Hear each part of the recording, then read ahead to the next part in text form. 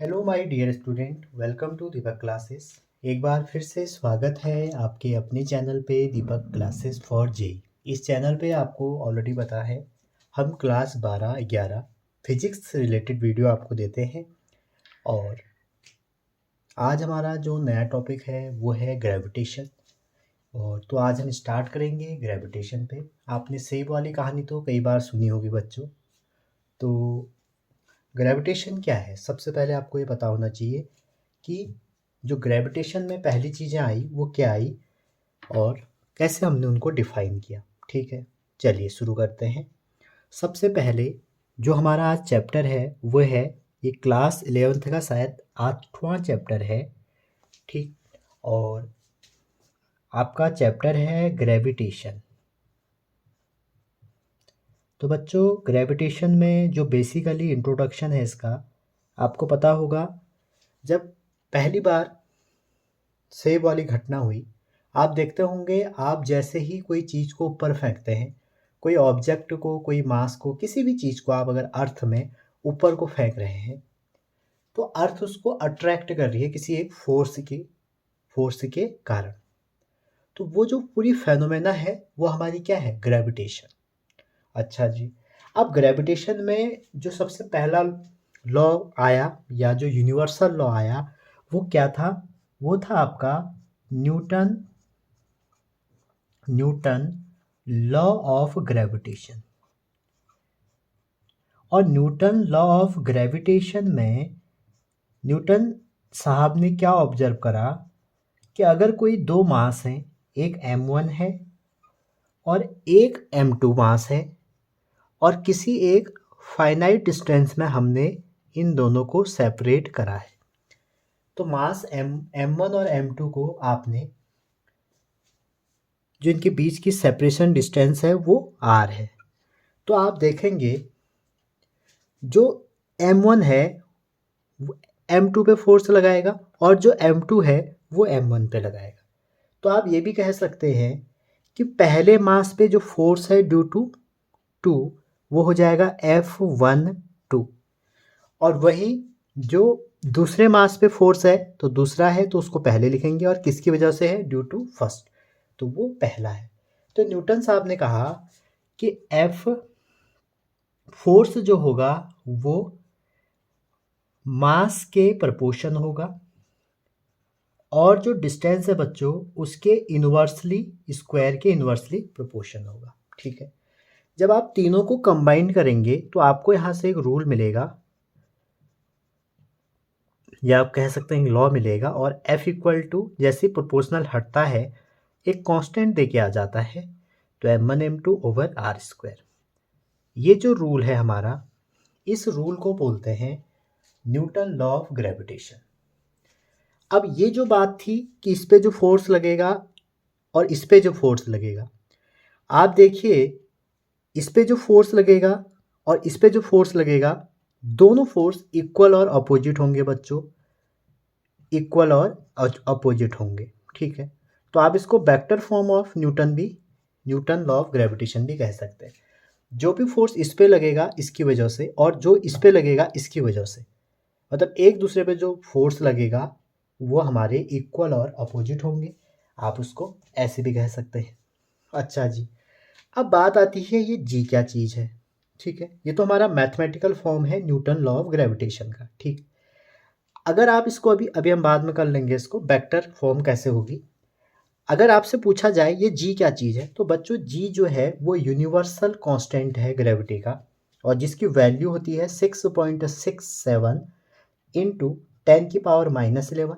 इसकी अगर आप यूनिट देखें तो फोर्स से हो जाएगी न्यूटन, मास से हो जाएगी मीटर स्क्वायर, और मीटर स्क्वायर में मीटर स्क्वायर, और आर डिस्टेंस में हो जाएगी आपकी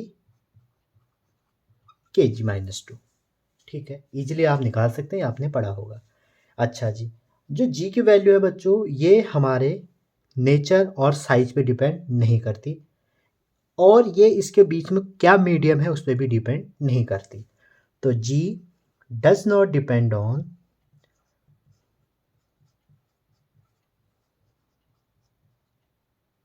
number 1 medium between the masses, medium between the masses. दूसरा किस पे डिपेंड नहीं करती, दूसरा ये nature and size of body, nature and size of bodies, इन दोनों बॉडीज पे ये इसके नेचर और साइज पे डिपेंड नहीं करती। ठीक है, अच्छा जी, जो ये जी की वैल्यू आई बच्चों, ये कहाँ से आई, तो जिसके लिए एक्सपेरिमेंट किया वो एक साइंटिस्ट थे कैवेंडिश करके, उन्होंने कैवेंडिश एक्सपेरिमेंट से जी की वैल्यू को बताया। तो कहीं एग्जाम में पूछा जा सकता है कि जी की वैल्यू को पहली बार कहाँ बताया, कैसे बताया, तो वो हमने कैवेंडिश एक्सपेरिमेंट से बताया। ठीक, अच्छा जी, अभी हम इसमें थोड़ा और आगे चलते हैं। न्यूटन लॉ ऑफ ग्रेविटेशन यहाँ तक आपका क्लियर हुआ होगा। चलिए जी आगे चलते हैं। अब जो न्यूटन लॉ ऑफ ग्रेविटेशन है बच्चों, न्यूटन लॉ ऑफ ग्रेविटेशन की कुछ प्रॉपर्टी हैं। हमारे नेचर में बहुत बहुत टाइप के फोर्स हैं, और बेसिकली जो फंडामेंटल फोर्स हैं वो चार हैं। स्ट्रॉन्ग फोर्स, न्यूक्लियर फोर्स भी कहते हैं, जिसको आप क्लास 12th में पढ़ेंगे न्यूक्लियर चैप्टर में। वीक फोर्स, वीक फोर्स जैसे कि आपका बोसॉन और इनके बीच में होता है। अगला सबसे ज़्यादा वीक फोर्स, जो वीकेस्ट फोर्स होता है वो अपना ग्रेविटेशनल फोर्स, और एक फोर्स और होता है ईएम फोर्स। तो अनलाइक आप देखेंगे electric force and magnetic force, इतना ज़्यादा आपको नहीं पढ़ना। Unlike electric force and magnetic force, ये आपके रिपल्सिव भी हो सकते हैं, अट्रैक्टिव भी हो सकते हैं, बट ग्रेविटेशनल फोर्स हमेशा अट्रैक्टिव नेचर का होगा। ये हमेशा एक दूसरे ऑब्जेक्ट को अपने से दूर जाने के लिए दूर नहीं जाने देगा। ठीक है, अट्रैक्टिव फोर्स होगा नेचर में। ये क्या करेगा, उसको खींचेगा। जैसे आप अर्थ से किसी चीज़ को ऊपर फेंकते हैं और एस्केप वेलोसिटी से आपने कम वेलोसिटी दी है, तो आप क्या करोगे, तो अर्थ उसको खींच लाएगी अपनी तरफ, चाहे थोड़ी देर में खींचे थोड़ी जल्दी खींचे, वो हाइट पे डिपेंड करता है। ठीक है, पहली बात। दूसरा बच्चों, ये जो फोर्स है ये मीडियम पे डिपेंड नहीं करता है, तो आप बोल सकते हो मीडियम इंडिपेंडेंट। ठीक है, मीडियम इंडिपेंडेंट है।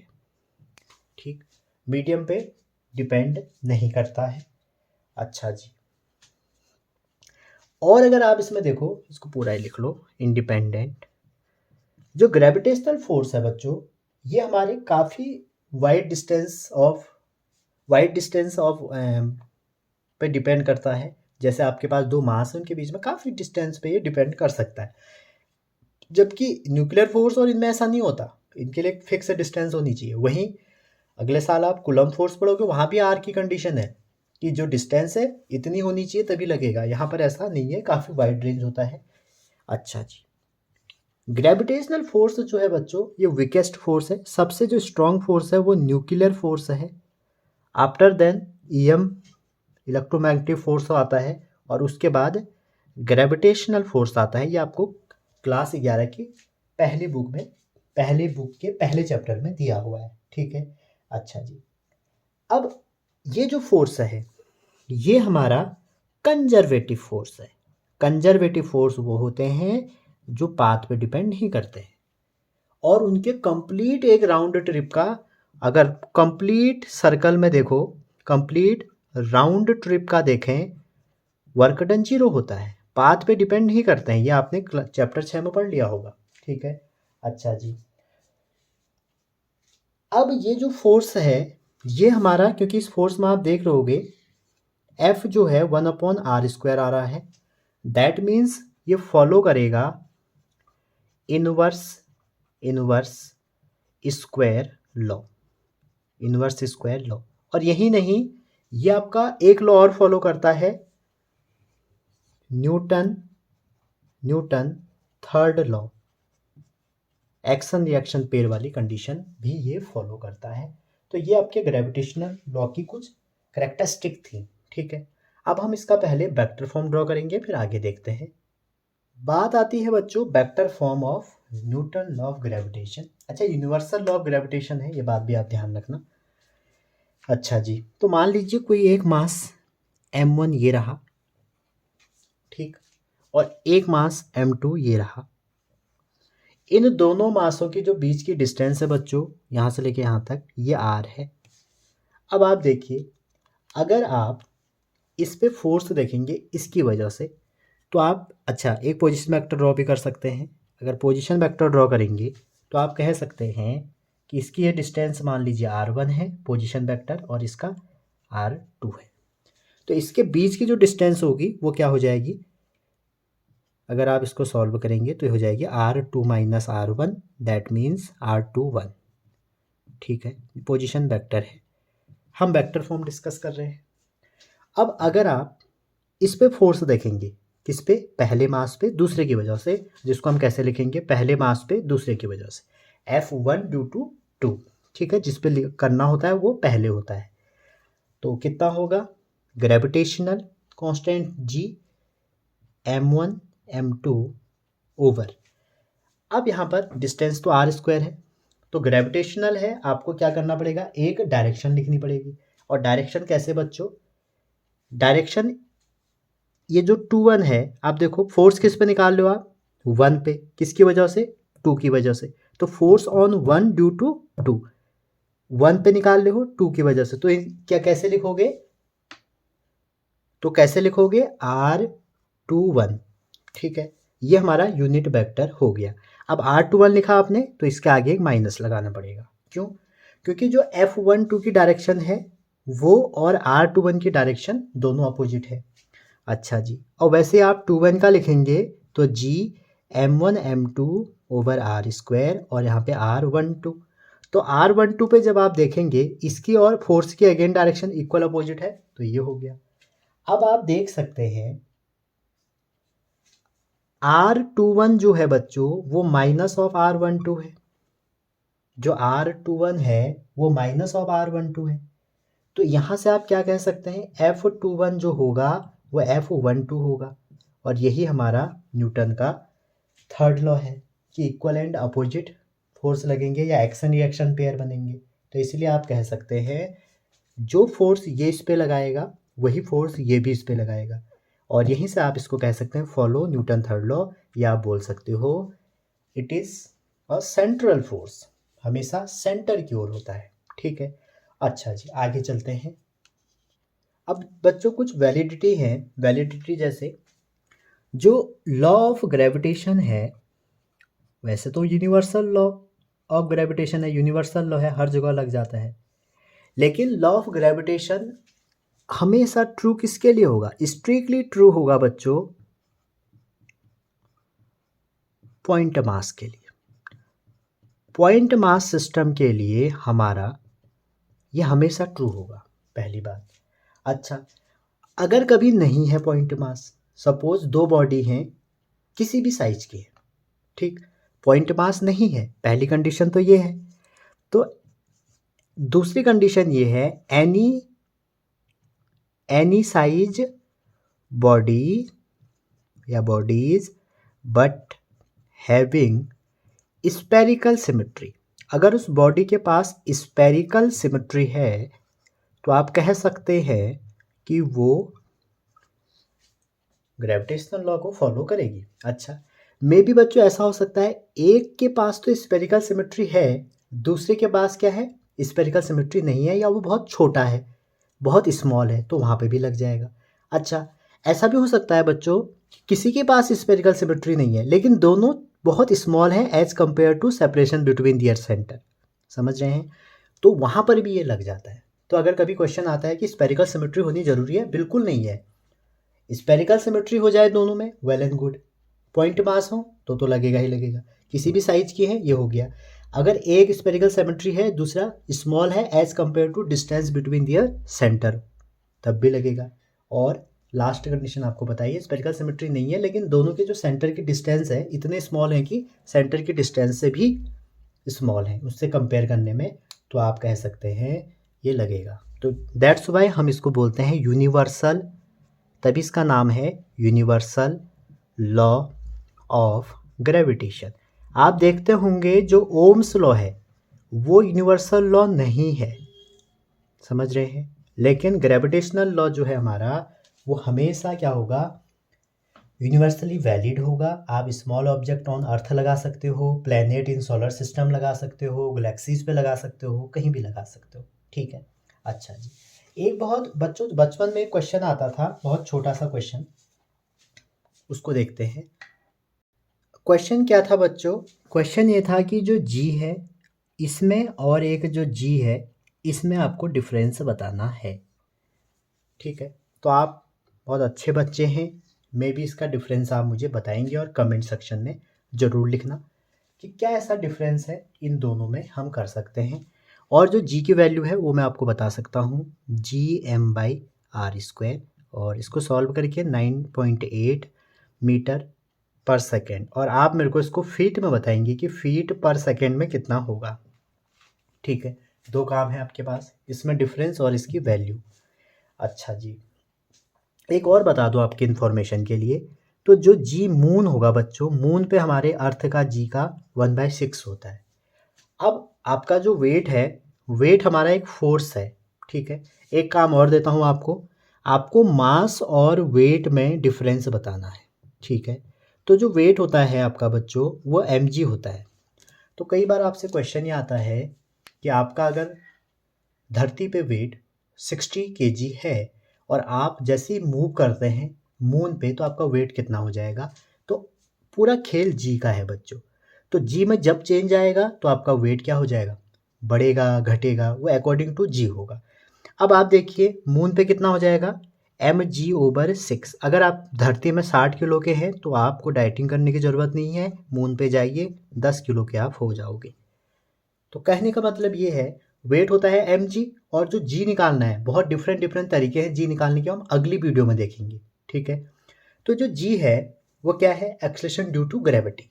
अच्छा जी, अब कुछ ऐसी चीज़ें, आपका दो होमवर्क दोबारा रिमाइंड करा दूं, पहला और दूसरा। ठीक है, और कमेंट सेक्शन में ज़रूर लिखना, इनमें गैप एक एक लाइन में ज़रूर लिखना। अच्छा जी, अब मैं आपको कुछ ऐसे कंसेप्ट देने जा रहा हूँ जो काफ़ी इंपॉर्टेंट होने वाले हैं आपके लिए। नंबर एक, पहला कंसेप्ट ये है बच्चों, पहला फ्री फॉल आपने पढ़ा होगा, तो आपके पास दो ऑब्जेक्ट हैं, एक ये है, ठीक है, और उनके मासेस अलग अलग हैं, तो इसका m1 है और इसका m2 है, और ये हमारी ज़मीन है, ग्राउंड है, आपने यहाँ से इसको नीचे को फेंका, दैट मीन्स फ्री फॉल कर दिया। क्लियर? और आपसे मैं पूछ रहा हूँ, क्या ये ज़मीन में सेम वेलोसिटी से आएंगे? दोनों के मास अलग अलग हैं, इक्वल नहीं है। ठीक है, और इसको हम यहाँ पर ये ध्यान रखना, क्वेश्चन क्या है, two object of different mass falling freely near surface of moon या सरफेस ऑफ अर्थ। ठीक है, अगर यहाँ पर मैं सरफेस ऑफ मून कह दूँ, सरफेस ऑफ अर्थ कह दूँ, तब कुछ भी हो सकता है। तो जब आप इसको फेंक रहे हैं, फ्री फॉल कर रहे हैं बच्चों, तो अब मैं आपसे पूछ रहा हूँ कौन पहले आएगा। तो आप यहाँ पर देखिए, इन दोनों की जो वेलोसिटी है वो क्या होगी, हैव सेम वेलोसिटी। अगर आपको याद है, at any instant of time, at any instant of time, आपको याद होगा, अगर मैं इस पे, ये h हाइट है, सेम हाइट पे हैं दोनों मान लो, तो यहाँ पे तो u0 होगा, तो u0 होगा तो आप लॉज ऑफ मोशन लगाइए, तो v कितना आ जाएगा, √2gh। That means mass has no role, no role. हाँ, ऐसा हो सकता था हाइट का रोल होता, लेकिन हाइट तो सेम दे दी।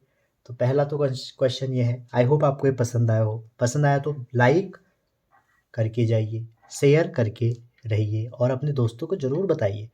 ठीक है, हमें आपकी सपोर्ट की ज़रूरत है। बहुत जल्दी मैं आपको डिजिटल बोर्ड में दिखूंगा, बस आपका सपोर्ट मिलना चाहिए, तभी मैं आऊँगा, अदरवाइज़ नहीं आऊँगा। ये मैं आपसे वादा कर रहा हूँ। मेरा विज़न है सबको क्वालिटी एजुकेशन और अच्छे से मिले सबको, और आपका ये फिजिक्स का ऐसा चैनल बने कि आपके सारे डाउट यहाँ से क्लियर हो जाए।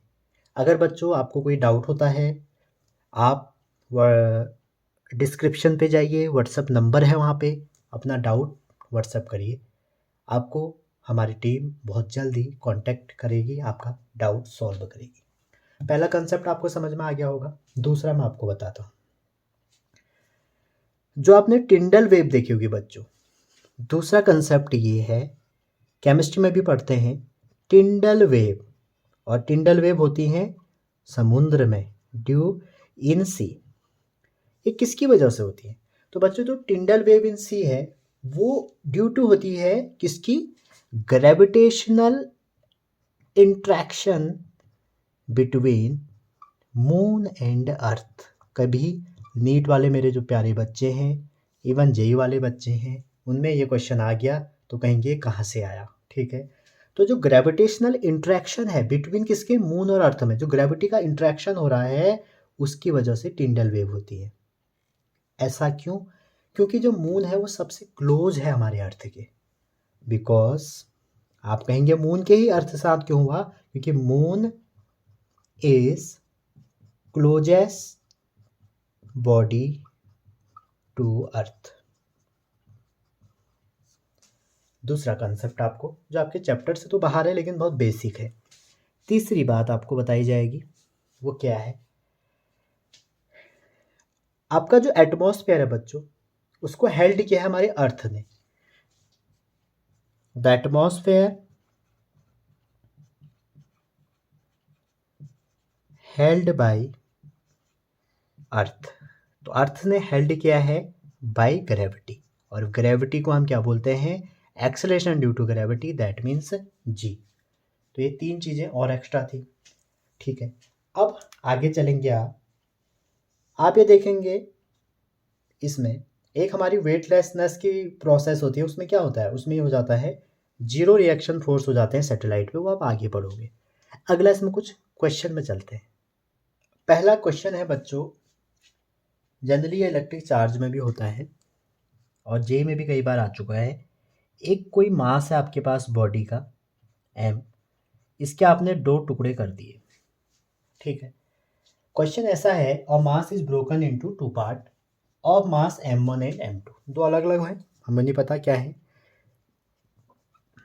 तो आपसे पूछा जा रहा है so that the force of gravitational attraction between two part is minimum. इसके दो टुकड़े कर दिए, इस प्रकार टुकड़े करे कि इसका जो फोर्स है वो क्या है? मिनिमम है।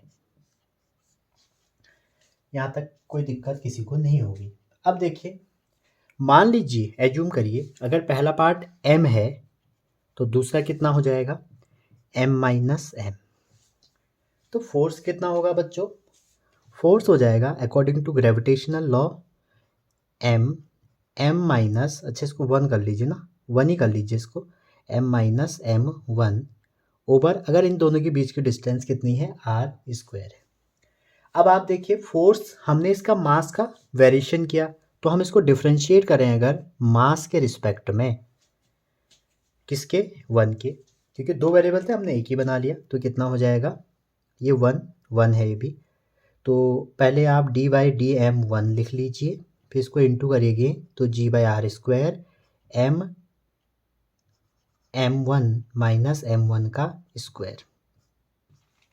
जैसे आप अंदर चलते हैं इसके डिफ्रेंशिएशन में तो आप क्या देखेंगे? g/r² तो कॉमन है, अंदर क्या हो जाएगा? m जो है, m भी कांस्टेंट है तो m तो बाहर आ जाएगा, m1 का इसके रिस्पेक्ट में 1 और इसका 2m1, ये हो जाएगा df/dm1। For maximum minima we have to equate this, 1 is 0। तो जैसे आप 0 करेंगे तो m equal to 2m1 equal to 0, तो m1 क्या हो जाएगा? m/2। एक ही वैल्यू आ रही है, दैट मीन्स अगर आप दूसरा निकालते हैं डबल डेरिवेटिव d² df² का डबल डेरिवेटिव, तो मिनिमम है, मिनिमम के लिए क्या आएगा? पॉजिटिव। तो आपका m1 का टुकड़ा कितना करना पड़ा? m/2 का। तो जैसे आप इसमें m/2 रखेंगे तो ये भी m/2। अब आपको याद क्या रखना है, अगर आप किसी मास को 2 इक्वल पार्ट में ब्रेक कर देते हैं, 2 इक्वल पार्ट में ब्रेक कर देंगे तो आपका जो फोर्स होगा वो मिनिमम होगा। और ये जेई में बच्चों, जेई में, नीट में, हर एग्ज़ाम में पूछा गया है। आप कोई भी पेपर दो, मैंने आपको डेरिवेशन भी करवा दिया, कंसेप्ट भी बता दिया। ये आपको अपने शॉर्ट नोट ज़रूर बनाएं, इसमें पहला पॉइंट ये लिख के ख़त्म करें। अगला क्वेश्चन, अगला जो क्वेश्चन है बच्चों वो ये है, एक सर्कल है, इस सर्कल में आपके दो मास हैं m, एक यहाँ पर मान लीजिए, एक यहाँ पे मान लीजिए। और जेई में तो 4 मास का भी क्वेश्चन आ रखा है, तो 2 मास है। ये आपका क्या कर रहा है, एक राउंड सर्कल में जिसकी रेडियस आर है मोशन कर रहा है, ठीक है। तो आपसे क्या पूछा जा रहा, आपसे under the action of gravitational force, तो आपसे स्पीड पूछी जा रही है। अब देखिए, अगर एक गोल घूम रहा है, इन 2 मासों को डील करो, इन पे एक फोर्स तो लगेगा ग्रेविटेशन का, जो किसके बराबर होगा, जब भी कोई चीज़ बच्चों गोल घूमती है ना, तो वहाँ पे सर्कुलर मोशन में आपको सेंट्रीपिटल एक्सीलरेशन का कंसेप्ट लाना पड़ेगा। तो वहाँ से आपको स्पीड भी निकल जाएगी। अब दोनों का मास तो सेम था तो स्क्वायर कर दिया, आर और आर कितना हो गया 2r, इसका भी होल स्क्वायर कर दिया, mv²/r। अच्छा, आर को भी आप क्या कर दीजिए, ये वाला आर। अच्छा जी, तो अब आप इजीली सॉल्व कर सकते हैं। gm²/4r² equal to mv²/r। Are से एक आर कट गया, एम से एक एम कट गया, तो gm/4r इक्वल टू v, और v को यहाँ भेजोगे तो स्पीड। और जे में 4 वाला आया था बच्चों क्वेश्चन, तो उसमें थोड़ा सा आपको ज़्यादा दिमाग लगाना पड़ जाएगा। तो जब भी आपके पास ऐसे क्वेश्चन आते हैं आप इजीली कर सकते हैं। अच्छा, अगर बहुत सारे पार्टिकल आपको दिए हैं और आपसे पूछा जाए कि बताइए कितना ग्रेविटेशनल फोर्स होगा, तो आपको जैसे मान लो 4 दिए हैं, तो आप क्या करेंगे, सबका निकालेंगे, उनको फिर वेक्टर सम कर देंगे। और क्योंकि वेक्टर क्वांटिटी है तो आपको वेक्टरली उसको सम करना पड़ेगा, ऐसी नॉर्मल सम नहीं चलेगा। एक और इम्पॉर्टेंट बात है, आप आगे जाओगे इलेक्ट्रोस्टैटिक शील्डिंग पढ़ोगे, वैसे ही यहाँ पे ग्रेविटेशनल शील्डिंग का एक कंसेप्ट है। देखो, इलेक्ट्रोस्टैटिक शील्डिंग मतलब जैसे बिजली कड़की आप चार्ज फ्री जोन बना दे रहे हो, आप अपनी गाड़ी में बैठ गए तो उससे क्या होगा, आप पे कोई असर नहीं होगा। लेकिन gravitational fielding is not possible, ठीक है। इलेक्ट्रोस्टैटिक फील्डिंग तो पॉसिबल है, क्लास 12 में पढ़ोगे या पढ़ लिया होगा, but it is not possible. क्यों? अब देखो, gravitational force on A particle inside a spherical shell is always zero. किसी भी सेल के अंदर जो ग्रेविटेशनल फोर्स है वो हमेशा जीरो होता है, ये सेल थ्योरम है ग्रेविटेशन की। अब आप देखो, जो सेल है वो does not shield the other bodies outside it. जो आपकी सेल है वो जो बाहर बॉडीज हैं उसको ग्रेविटेशनल फोर्स से शिल्ड नहीं कर पाती, दैट मीन्स ये शिल्डिंग पॉसिबल नहीं है। तो बच्चों, ये आपका था पहला टॉपिक। अच्छा जी, इसके बाद आप देखेंगे एक्सीलरेशन ड्यू टू ग्रेविटी, और धीरे धीरे हम इसमें आगे चल रहे हैं। और आई होप आपको ये चीज़ें पसंद आई। अगर आपको हेल्प मिल रही हो और चैनल पे नए हैं तो चैनल को लाइक शेयर सब्सक्राइब करना ना भूलें। अपने उन 4 दोस्तों को ज़रूर शेयर करें जो पढ़ने वाले हैं, जो अच्छा कंटेंट ढूंढ रहे हैं, फालतू की बकवास नहीं ढूंढ रहे हैं। आप देख रहे होगे आजकल यूट्यूब में वो लोग भी हैं जो टाइम पास कर रहे हैं। आपको मैं ज़्यादा ज्ञान कभी किसी को नहीं देता हूँ, 1-2 मिनट फिर मैं जब देखता हूँ तो मन में बहुत दुख होता है।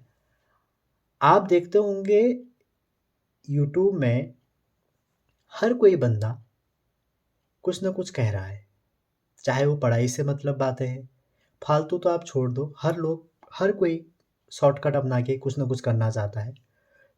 तो आप ऐसे जो नकाल हैं, आप देखते होंगे ट्रेन में लिखा रहता है कि नकली लोगों से सावधान, अपनी सामान की सुरक्षा स्वयं करें। तो सेम बच्चों यहाँ पर भी है, आपका अपना फ्यूचर है। बहुत लोग क्या कर रहे हैं, यही आएगा एग्ज़ाम में, मैं देखता हूँ यही आएगा एग्ज़ाम में, इसी से होगा। तो ऐसा ज़रूरी नहीं ना यहीं से आएगा। कोई भी एग्ज़ाम को आपको निकालने के लिए अगर आप कॉम्पिटिटिव एग्ज़ाम में बैठ रहे हैं, आपको कंप्लीट नॉलेज होनी चाहिए, आपको बेसिक अंडरस्टैंडिंग होनी चाहिए, रेगुलर प्रैक्टिस होनी चाहिए। तभी आप किसी भी एग्ज़ाम को निकाल सकते हैं, चाहे वो कोई स्टेट का पीएमटी हो, चाहे वो नीट हो, जेई हो, बोर्ड हो, कोई भी हो, आप उससे इजीली कैलकुलेट कर सकते हैं। अब शॉर्टकट में अगर आप जाएंगे तो शायद ही नुकसान आप ही का है। तो हर बार ज़रूरी नहीं है बच्चों, मैं एक बार हर जगह कहता हूँ कि दूसरों की गलती से सीखो। हर बार ये ज़रूरी नहीं है कि आप गलती करो फिर सीखो। तो अगर आपको पसंद आया चैनल में लाइक शेयर सब्सक्राइब कर दीजिए, अगर आपकी मर्ज़ी है। मिलते हैं नेक्स्ट वीडियो में, तब तक अपना ध्यान रखिए, पढ़ते रहिए। Thank you.